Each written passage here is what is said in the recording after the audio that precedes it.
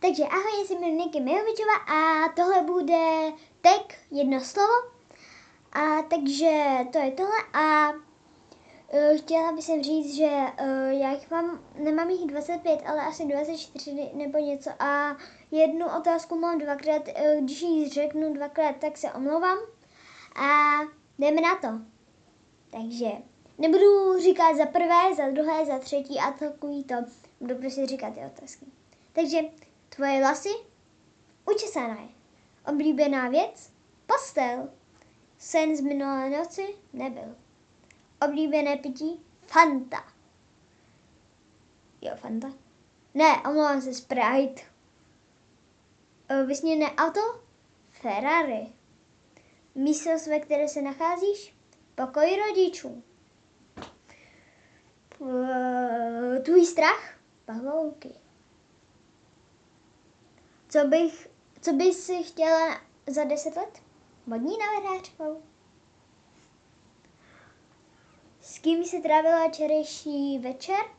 S mamkou. Co nejsi? Pes.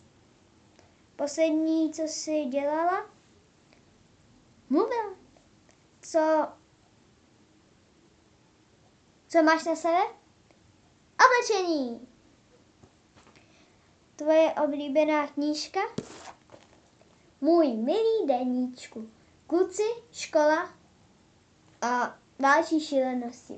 Takže je to takováhle a myslím, že to moc znáte, tady jsou ještě nějaký díly, já jich mám tady hodně a tohle je moje nejoblíbenější díl a myslím, že to je jakoby i jednička, tady není napsané. Je to od Jim Benton. Jo. A takhle to má a je to takový, tohle mám ráda takovýhle typ knížky, že to má jakoby takové šedý a potom jsou tam nějaké obrázky, aspoň několik. A má to 109 stran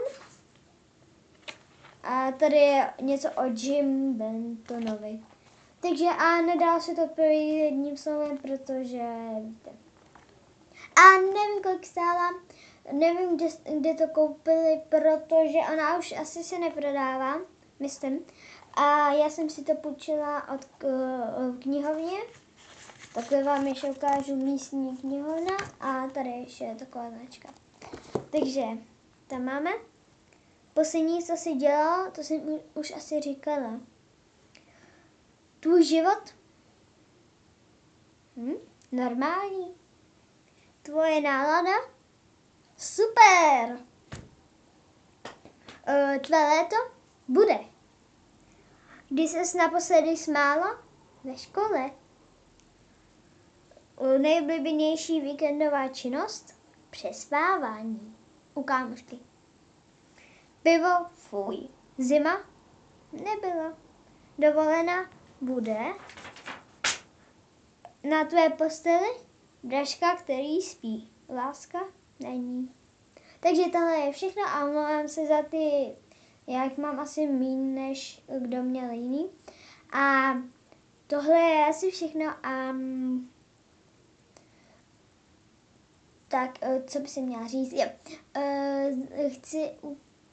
Omlouvám se to, že jsem říkala několik, 5krát nebo 4krát, nebo 1, 2, 3, 4, 5, 6, 7, 8, 8krát nějaký protože to fakt nejde a asi jste mě nerozuměli, moje nejoblíbenější pití je Sprite. Jsem říkala Fanta a potom jsem si vzpomněla, že je to Sprite. Takže tohle a nepište prosím devní nepište prosím devní komentář. Takhle. Moc vám děkuji za zhlédnutí a ráda bych, abyste mi dali like. Budu stejně vás moc ráda a aspoň jeden odběr. Tak jo a to je všechno, tak ahoj a dalšího videa.